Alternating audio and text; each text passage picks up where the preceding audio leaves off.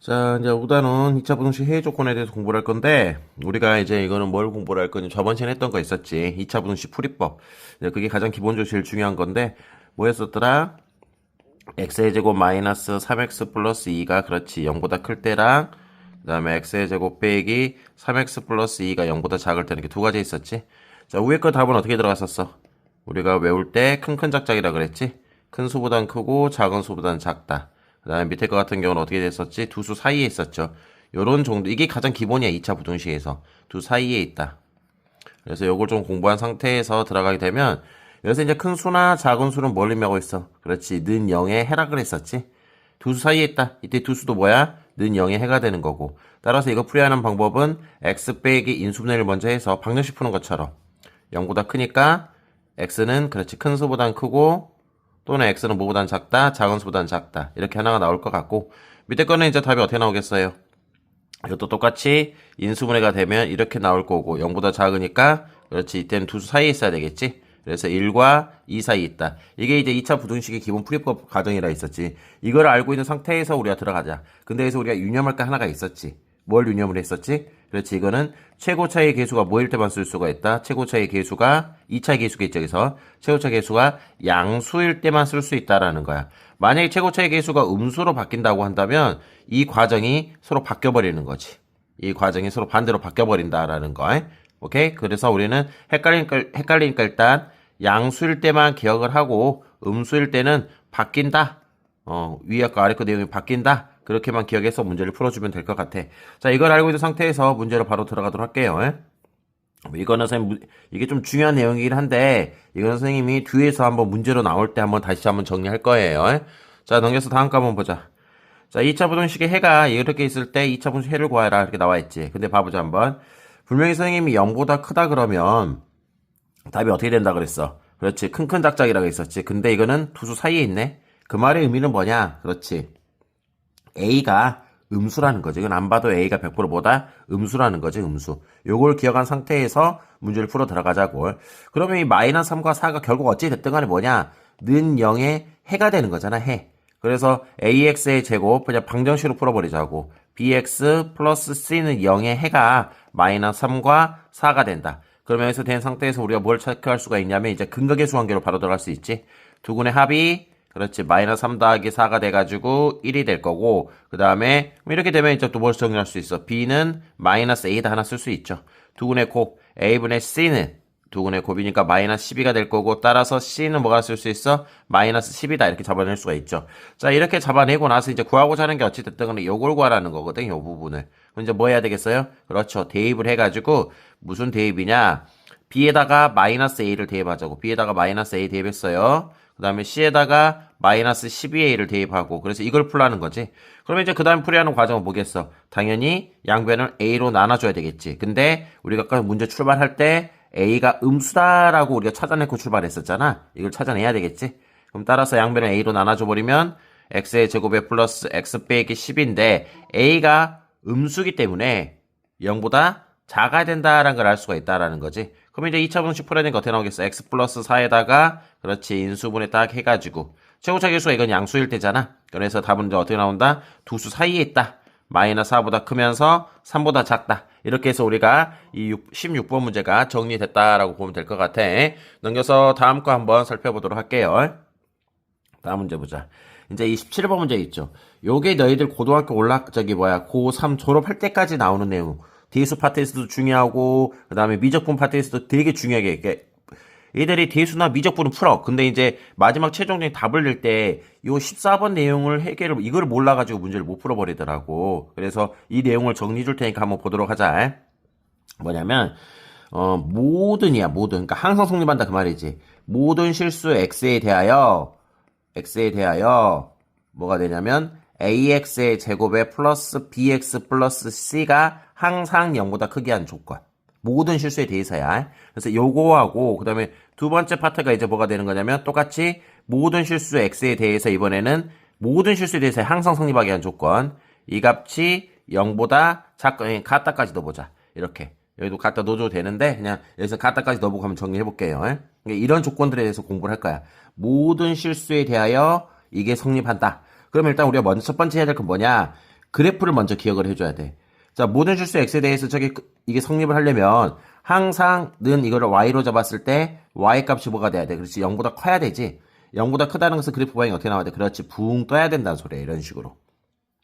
그래야지 x에다 어떤 숫자 값을 대입해도 항상 뭐가 된다는 걸 알 수 있어? 0보다 크다는 걸 알 수 있잖아. 그럼 이제 이걸 가지고 나서 이제 우리가 이렇게 나오게 한 조건들을 만들어줘야 되거든. 첫 번째, 아래로 볼록이 해야 되겠죠. 따라서 뭐가 되냐? a가 일단 0보다 커야 돼. 두 번째, 이제 이게 메인이 되는 건데 어떻게 보면 나중에 이제 고2나 고3 때 보면 이 니은법만 가지고 문제 풀긴 하는데 x축과의 교점이 없잖아. x축과의 교점이 만약에 나온다고 한다면 그렇지 0보다 작은 구간이 나오기 때문에 이게 성립할 수가 없다고.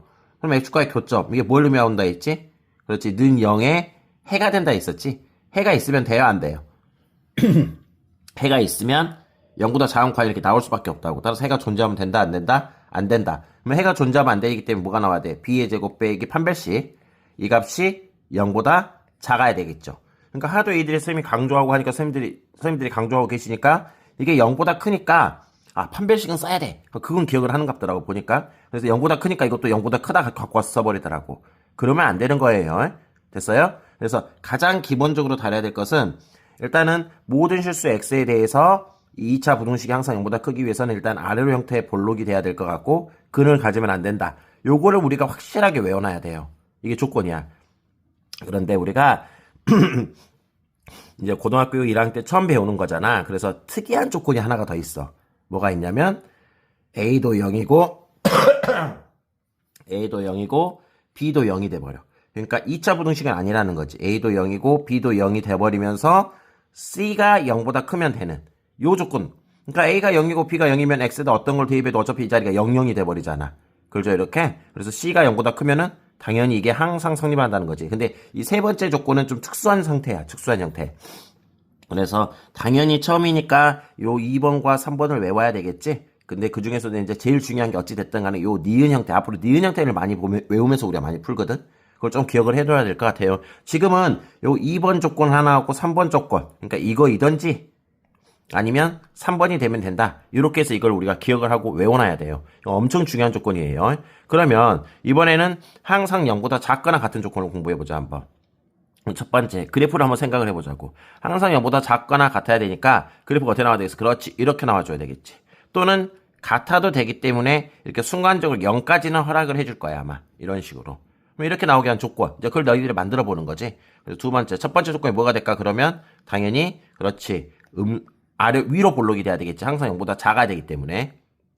그 다음에 니은번 조건 뭐가 돼야 돼? x축과의 교점이 있다고 하면 서로 다른 두 군을 가진다고 한다면 0보다 큰 구간이 나와버린단 말이야. 안 된다는 거지. 항상 0 이하가 돼야 되기 때문에. 따라서 이것도 뭐가 돼야 된다? 그렇지. 판별식 b의 제곱 빼기 4의 c가 0보다 작다. 그러니까 이게 또 반대니까 여기도 뭐 반대로 외워버린 친구들이 있는데 그렇게 하면 안 돼. 근을 가지면 안 돼. 근데 여기서는 이제 뭐가 돼? 순간적으로 0까지, 다시 말하면 중근까지는 허락을 해주기 때문에 이 같단 표시가 있으면 여기다가 같단 표시만 하나 더 넣어주면 된다라는 거. 이게 두 번째. 이거이든지 또 옆에 거 봤던 것처럼 세 번째 조건 뭐가 나오면 돼? a가 0이고 b도 0이고 그렇지 c가 0보다 작거나 같다. 이런 조건만 만족해도 된다라는 걸 알 수가 있겠지. 이게 오늘 배울 내용 중에서 제일 중요한 내용이거든. 특히 뭐가 중요하냐? 여기 0보다 클 때, 0보다 작을 때 다 중요하지. 근데 요 부분 판별식이 바로 이렇게 외워서 쓸 수 있게 바로 이거 외워서 쓸 수 있게 판별식이 0보다 어떻게 된다? 작다. 요것만 좀 기억을 좀 잘해놓자 그 말이죠. 판별식. 여기는 같다는 표시가 들어갈 경우에는 판별식 같다는 것도 넣어줄 수 있다라는 거. 다 중요해요.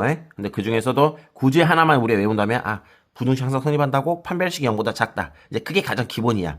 크다고 해서 큰 거 아니야. 뭐 부가 바뀌었다고 해서 여기 바뀌는 거 아니고.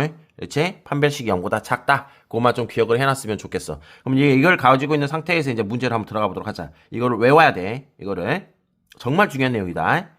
자, 그럼 됐고. 모든 실수 x에 대해서 봐봐. 모든 실수 x에 대해서 부등식이 성립해야 돼. 뭐보다 커야 돼? 0보다 커야 되겠지. 그럼 0보다 크려면 먼저 그래프를 머릿속으로 생각해보면 아래로 볼록 이렇게 나와줘야 되겠죠? 그럼 이렇게 나오게 한 조건. 첫 번째, 뭘 만족해야 돼?